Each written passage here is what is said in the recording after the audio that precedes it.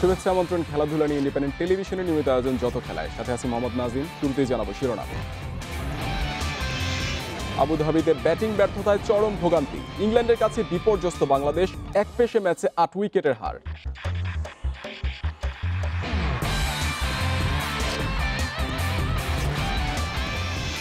পাওয়ার প্লেতে নরবরে top order, পরিস্থিতি বুঝে শর্ট সিলেকশনে দুর্বল টাইগাররা, পারফরমেন্স নিয়ে নাসুমের হতাশা।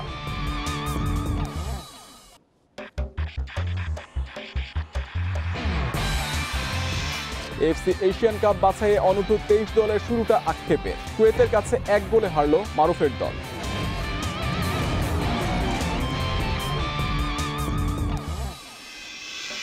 বঙ্গবন্ধু আর্টিস্টিক জিমন্যাস্টিক্সের বর্ণিল উদ্বোধন, শুভেচ্ছা দূত হয়ে গর্বিত মার্গারিতা, ভবিষ্যতে সহযোগিতার আশ্বাস।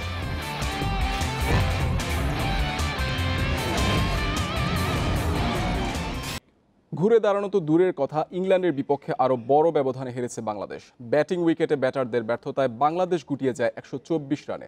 ছোট টার্গেটে ব্যাট করতে নেমে জেসন রয়ের 50, মালানের দুর্দান্ত ব্যাটিংয়ে সহজেই জয়ের লক্ষ্যে পৌঁছে যায় মর্গ্যানের দল। ব্যাটিং অথবা বোলিং, যে উইকেটই হোক না কেন, লিটনের কাছে কোনো তফাৎ নেই। আসবেন, কিছুক্ষণ থাকবেন, আউট হয়ে আবার চলে যাবেন। ইংল্যান্ডের বিপক্ষেও একই দশা। আগের ম্যাচের সর্বোচ্চ স্কোর আর নাইমও ফিরেছেন দ্রুত। সাকিবকে 4 রানে দুর্দান্ত ক্যাচে থামিয়েছেন রাশিদ, তাতে 26 রানে 3 উইকেট হারিয়ে বিপদে বাংলাদেশ। ভাগ্য সহায় না হলে দ্রুত ফিরতে পারতেন মুশফিক। আবারও ব্যর্থ পাওয়ার প্লে কাজে লাগাতে 10 ওভার শেষে মাহমুদুল্লাহ মুশফিকের কল্যাণে স্কোরবোর্ডে 60। যখনই আশা যাচ্ছিল ভালো একটা সংগ্রহের, তখনই ধাক্কা হয়ে এলো মুশফিকের বিদায়। 30 বলে 29 করে ফিরেছেন। এরপর আবারও জোড়া ধাক্কা, রান আউট আফিফ, 19-এ আটকে যান মাহমুদুল্লাহ। তাতে 100-র নিচে আটকে যাওয়ার শঙ্কা আবুধাবি স্টেডিয়ামে। মুরুর বুকে বাংলাদেশ সমর্থকদের মাঝে কিছুটা প্রাণ ফিরিয়েছেন নাসুম। তার 9 বলে 19 রানের ইনিংস বাংলাদেশকে 120 রানের কোটা পার করিয়েছে। ইংল্যান্ডের বিধ্বংসী ব্যাটিং লাইন আপের কাছে 124 রান কখনোই বড় বাধা হওয়ার কথা নয়। তেমনটা হতেও দেননি দুই ওপেনার জেসন রয় ও বাটলার। সাকিব, শরীফুল অথবা মুস্তাফিজ কেউই চাপে ফেলতে পারেনি ইংল্যান্ডকে। নাসুম অবশ্য বোলিংয়ে এসে ফিরিয়েছেন বাটলারকে। ততক্ষণে স্কোরবোর্ডে 39 রান। বাকিটা পথ পাড়ি দিতে কষ্ট হয়নি। জেসন রয়ের 50 হতাশা বাড়িয়েছে টাইগারদের, বড় ব্যবধানের জয় নিশ্চিত করেছে। টানা 2 জয়ে শেষ 4-এর পথে অনেকটাই এগিয়ে গেল বারের রানার্স আপ দলটি। ডট বল দেয়া নিয়ে এর আগেও আলোচনা হয়েছে, সমালোচনা হয়েছে, যুক্তিতর্ক সবই হয়েছে, তারপরেও সমাধান আসেনি। বাংলাদেশ দল বিশ্বকাপের মতো একটা মঞ্চেও একটা ম্যাচে দিয়েছে 52টি ডট বল, যার ফল হাতে নাতে পেয়ে গেছে। তাতে টানা 2 হারে বিশ্বকাপ থেকেই ছিটকে যাওয়ার পথে team Tigers. Mazharul Islam, independent news, Abu Dhabi, সংযুক্ত আরব আমিরাত। ইংল্যান্ডের বিপক্ষে পাওয়ার প্লেতে 3 উইকেটে 27 রান, 120 বলের খেলায় 52টা ডট। এই পরিসংখ্যানে কি ম্যাচ জেতা যায়? টপ অর্ডারের ব্যর্থতা আরও একবার দাঁড় করিয়েছে বিপদের মুখে। ওখানেই একরকম ম্যাচ হাতছাড়া হয়েছে টাইগারদের জন্য। আর পরিস্থিতি বুঝে শর্ট সিলেকশনের গলদ লম্বা করেছে হতাশার তালিকা। আবুধাবিতে পাওয়ার প্লের ভোগান্তি চরমে। ফিল্ড রেস্ট্রিকশনের ফায়দা নেওয়া তো দূরের কথা, দ্রুত উইকেট হারিয়ে প্রতিপক্ষকে মোমেন্টাম উপহার দিয়েছে বাংলাদেশ। শুরুর 6 ওভারেই ম্যাচ হেলে যায় ইংল্যান্ডের দিকে। টেম্পারমেন্ট, স্কিলের দিকে তাকানো যাক। 2 বাউন্ডারিতে লিটন যখন এগিয়েছিলেন, মাথা খাটিয়ে মঈন আলী দিয়েছেন জবাব। লেন্থের হেরফেরে ফাঁদ তৈরি করেছেন, তাতে ধরা দিয়েছে লিটন। অ্যাগ্রেশন ভালো, কিন্তু সাকিবের হাফ হার্টেড শটের কি মানে ওই সময়? ওটা যেন ক্লান্তিরই বহিঃপ্রকাশ। ওই উইকেট বাংলাদেশ ইনিংসের টার্নিং পয়েন্ট ধরাই যায়। মুশফিকের কথাই ধরা যাক। দল যখন মহাচাপে, মুশি রিভার্স সুইপের ঝুঁকি নিলেন। প্রথমবার অল্পের জন্য বেঁচে গেছেন। মিলসের ওই ক্যাচটা হয়ে গেলে কি হতো? রিভার্স খেলতে পরের চেষ্টায় ঠিকই আটকেছেন, যখন সেট হয়ে ভালো কিছু করা ছিল বড্ড জরুরি। স্ট্যাম্পের বলে এক্সট্রা ইনোভেশন কি খুবই দরকার ছিল? টি-20তে স্কুপ রিভার্স শটের প্রয়োজন আছে। নেট সেশনে সেটা শেখানো হয়, কিন্তু কখন কিভাবে কোন বলে তা করবেন মুশফিক মাহেদিরা কি আদৌ ধরতে পারছেন? স্পিনিং কন্ডিশনে অভ্যস্ত বাংলাদেশ ওই স্পিনেই যেন হাঁসফাঁস ছুটে যায়। মঈন লিভিংস্টোনরাও তাই দাপট দেখাতে পারে ওদের বিপক্ষে। সব মিলিয়ে 52টা ডট বল টাইগার ইনিংসে। টি-20 ম্যাচে এর চেয়ে খারাপ আর কি হতে পারে? অবশ্যই আমরা ব্যাটিং পারফরমেন্সে হতাশ। ভালো উইকেট ছিল, কোথাও কোনো পার্টনারশিপ হয়নি। এরকম কন্ডিশনে ভালো শুরু করতে না পারা আরো কঠিন করেছে। নতুন করে ভেবে ভালো প্ল্যান নিয়ে আসতে হবে। আদিল রশিদকে 2 ছক্কা হাঁকানো নাসুমি তো দেখিয়ে দিলেন, ভয়ে গুটিয়ে থাকলেই পেয়ে বসে প্রতিপক্ষ। লড়াকু মানসিকতাই টপ লেভেল ক্রিকেটে জায়গা দিতে পারে। Abidur Rahman, independent news.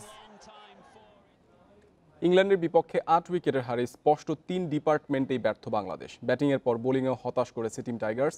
ইংলিশদের কাছে অসহায় আত্মসমর্পণের পর স্পিনার নাসুমের সহজ স্বীকারোক্তি, আমাদের দিয়ে হচ্ছে না। তবে আশাহত না হয়ে সুপার 12-এর বাকি 3 ম্যাচে ভালো করার প্রত্যাশা নাসুমের।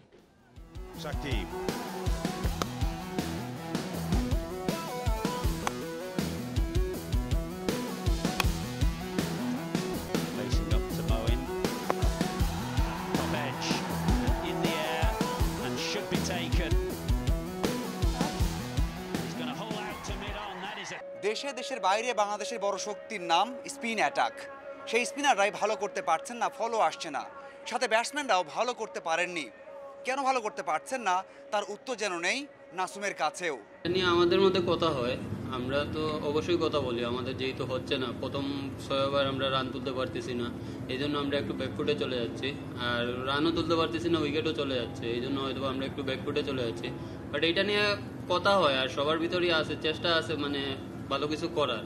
হচ্ছে না আসলে, এই জন্য একটু প্রবলেম হচ্ছে।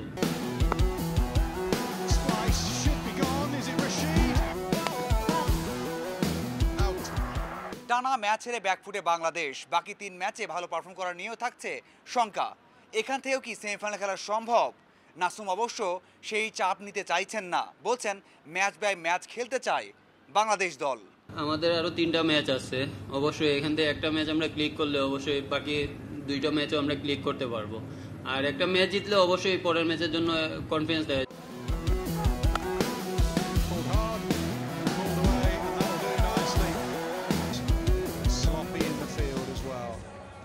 পরের ম্যাচে ঘুরে দাঁড়ানোর মিশন ওয়েস্ট ইন্ডিজের বিপক্ষে, যাদের খুব ভালোভাবেই চেনে জানে বাংলাদেশ দল। তাই তো ভালো কিছুই প্রত্যাশা করছে team Tigers. Mazharul Islam, independent news, Abu Dhabi, সংযুক্ত আরব আমিরাত।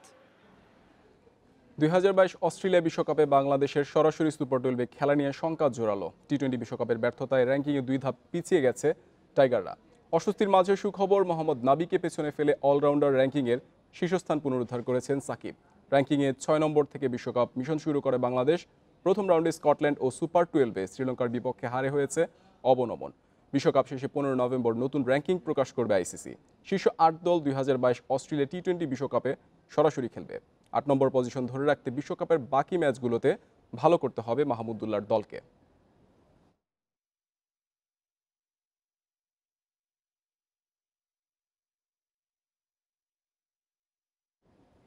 আবুধাবিতে দিনের দ্বিতীয় ম্যাচে স্কটল্যান্ডকে 4 উইকেটে হারিয়েছে নামিবিয়া। 110 রানের টার্গেট 5 বল হাতে রেখেই টপকে যায় ডেভিড উইজার্ড দল।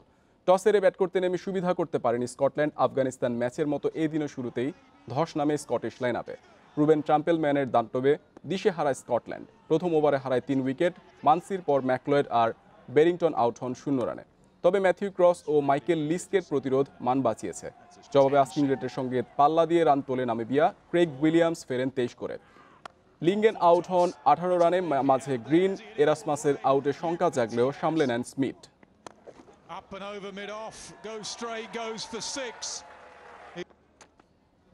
ফুটবল প্রসঙ্গ, এএফসি অনূর্ধ্ব 23 এশিয়ান কাপ বাছাইয়ের প্রথম ম্যাচে কুয়েতের কাছে 1-0 গোলে হেরেছে বাংলাদেশ।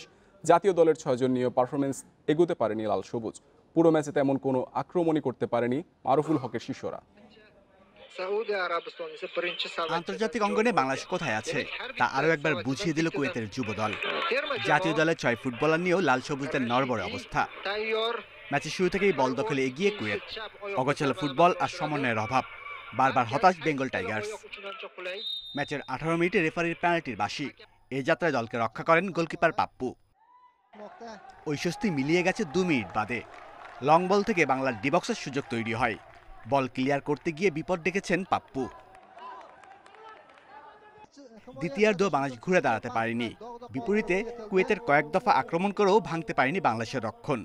সবাই একটু বেশি অ্যাটাকিং হওয়াতে ওই একটা কাউন্টার অ্যাটাক থেকে আমরা গোল কনসিড করেছি। তাছাড়া আমাদের প্ল্যান ওয়াইজ আমরা যেভাবে খেলতে আমাদের টেকটিক সব কিছু ঠিক ছিল। আর প্লেয়ারদের আমি মনে করি আরও একটু কনফিডেন্ট হতে হবে। বাংলাদেশ দ্বিতীয় ম্যাচ খেলবে শনিবার স্বাগতিক উজবেকিস্তানের বিপক্ষে। Shamim Ahmed, Independent News. বর্ণিল আয়োজনে উদ্বোধন হয়েছে বঙ্গবন্ধু আর্টিস্টিক জিমন্যাস্টিক্স টুর্নামেন্ট। বাংলাদেশে প্রথমবারের মতো এত বড় আয়োজনের শুভেচ্ছা দূত হতে পেরে আনন্দিত অলিম্পিক স্বর্ণজয়ী মার্গারিতা মামুন। বলেছেন ফেডারেশন চাইলে ভবিষ্যতে বাংলাদেশ জিমন্যাস্টিক্সের উন্নয়নে কাজ করতে চান। 6 দেশের 67 প্রতিযোগী নিয়ে লড়াই শুরু বৃহস্পতিবার। আর্টিস্টিক জিমন্যাস্টিক্সের বড় আয়োজন। মিরপুর ইনডোর স্টেডিয়ামে 6 দেশের প্রতিযোগীরা উপস্থিত। সবার মধ্যমণি টুর্নামেন্টের শুভেচ্ছা দূত অলিম্পিক স্বর্ণজয়ী মার্গারিতা মামুন। বর্ণিল আয়োজনে হয়েছে উদ্বোধন। অংশ নেয়া দেশগুলোর সংস্কৃতি ফুটিয়ে তোলা হয়েছে নানা পরিবেশনায়। টুর্নামেন্টের উদ্বোধন ঘোষণা করেন পররাষ্ট্রমন্ত্রী। ছিল জিমন্যাস্টিক্সের বিভিন্ন পরিবেশনা। আয়োজনের অংশ হতে পেরে উচ্ছ্বাস প্রকাশ করেন মার্গারিতা। সত্যিই খুব ভালো লাগছে। এভাবেই বাংলাদেশে এই খেলাটি আরও জনপ্রিয় হয়ে উঠবে। আমাকে আমন্ত্রণ করার জন্য ধন্যবাদ সবাইকে। এই খেলাটি নারীর স্বাধীনতারও বহিঃপ্রকাশ। আমি আশা করি বাংলাদেশের মেয়েরা বিশ্বমঞ্চে আপন গুণে সাফল্য বয়ে আনবে। জিমন্যাস্টরা আসলে কিন্তু এরকম পরিবেশে প্র্যাকটিস করার সুযোগ পায় না, এটা কিন্তু ট্রু। আমাদের ইকুইপমেন্ট আছে কিন্তু আমাদের জায়গা নেই। তারপরেও আমরা 5 থেকে 6 মাস যেভাবে পেরেছি এদেরকে এই ইকুইপমেন্টের মধ্যে বসিয়ে রেখে ট্রেনিং করেছি। বাংলাদেশের 12 জন প্রতিযোগী অংশ নিচ্ছে আসরে। পদকের আশা না থাকলেও নিজেদের সেরাটা দেওয়ার প্রত্যয় তাদের। প্রথমবার এরকম একটা ভালো বড় আয়োজনে অংশগ্রহণ করছি, তো আশা করা যায় আমরা চেষ্টা করব বাংলাদেশের জন্য কোন একটা রেজাল্ট করার চেষ্টা করব সর্বোচ্চ। প্রথম দিন ছেলেদের 2 ইভেন্টে বাংলাদেশের প্রতিপক্ষ শ্রীলঙ্কা, আর মেয়েরা লড়বে নেপালের বিপক্ষে। সোমবার শেষ হবে আসর। Abidur Rahman, independent news, Dhaka. এবার ব্যালন ডিওর কে পাচ্ছেন তা আজ করা কঠিন। লিওনেল মেসিকে এই ফেভারিট ধরা হচ্ছে, তবে মর্যাদার অ্যাওয়ার্ডের জন্য সেরার তালিকা ফাঁস হওয়ার খবর দিচ্ছে স্প্যানিশ গণমাধ্যম। মার্কায় রিপোর্টে বলা হচ্ছে ব্যালন ডিওর যাবে লেভানডস্কির হাতে। ভোটে নির্বাচিত হয় সেরা ফুটবলার। ফাঁস হওয়া সেই তালিকায় শীর্ষে অবস্থান লেভানডস্কির। জাতীয় দল পোল্যান্ডের হয়ে সাফল্য না পেলেও ক্লাব বায়ার্ন মিউনিখে দুর্দান্ত খেলছেন লেভা। বুন্দেসলিগায় রেকর্ড গোলে পৌঁছেছেন অনন্য উচ্চতায়। তালিকায় দ্বিতীয় স্থানে মেসি, এর পরেই রিয়ালের ফ্রেঞ্চ তারকা কারিম বেনজেমা। 4 ও 5-এ আছে মোহাম্মদ সালাহ ও জর্জিনিও। 2018 সালে এমন তালিকা ফাঁস হয়েছিল, সেবার সেই তালিকা মতোই ব্যালন ডিওর জেতেন লুকা মডরিচ। লা লিগায় রাতে রিয়াল মাদ্রিদের প্রতিপক্ষ ওসাসুনা। ম্যাচ শুরু বাংলাদেশ সময় রাত 1:30টায়। এল ক্লাসিকো জিতে উজ্জীবিত রিয়াল ওসাসুনার বিপক্ষে জয় দিয়ে টেবিলের শীর্ষে উঠতে মুখিয়ে লস ব্লাঙ্কোস। ফিটনেস সংখ্যায় গোলকিপার কোর্তোয়ার খেলা অনিশ্চিত। হাঁটুর চোটে ছিটকে গেছেন ভালভার্দে। হ্যাজার্ড ফিট হয়ে ফিরলেও সুযোগ হবে না শুরুর একাদশে। আক্রমণে বেনজেমা, ভিনিসিয়াসে ভরসা আনচেলত্তির। এই ম্যাচ জিতলে শীর্ষে ফিরবে রিয়াল। তবে ওসাসুনার সাম্প্রতিক ফর্ম নিয়ে সতর্ক মাদ্রিদ জায়ান্ট। ইংলিশ ক্যারাবো কাপে ওয়েস্ট হ্যামের আতিথ্য নেবে ম্যানচেস্টার সিটি। এছাড়া প্রিস্টন নর্থ এন্ডের বিপক্ষে লড়বে লিভারপুল। দুটি ম্যাচই শুরু বাংলাদেশ সময় রাত 1:45টায়। 2017 সাল থেকে টুর্নামেন্ট চ্যাম্পিয়ন ম্যান সিটি, যা স্বাগতিক ওয়েস্ট হ্যামকে চাপে রাখবে। সাম্প্রতিক ফর্ম কিছুটা নির্ভর রাখছে গার্দিওলার দলকে। ইনজুরিতে ম্যাচ মিস করবেন রাহিম স্টার্লিং ও ফেরান তোরেস। দলের শক্তি বাড়াবে ডি ব্রুইনা, জেসুস, গ্রেলিশরা। এদিকে ম্যান ইউনাইটেডের বিপক্ষে বড় জয়ের রেশ এখনও কাটেনি লিভারপুলের। প্রিস্টনের বিপক্ষে ধারাবাহিকতা ধরে রাখতে প্রস্তুত ক্লপের দল। চোটের কারণে কেইতা, ফাবিনিওকে পাচ্ছে না অল রেডস। এই ছিল আজকের যত খেলা। ইন্ডিপেন্ডেন্ট টেলিভিশনের সব খবর আরও বিস্তারিত জানতে চোখ রাখুন ফেসবুক, ইউটিউব ও টুইটারে। আমন্ত্রণ পরের আয়োজনে।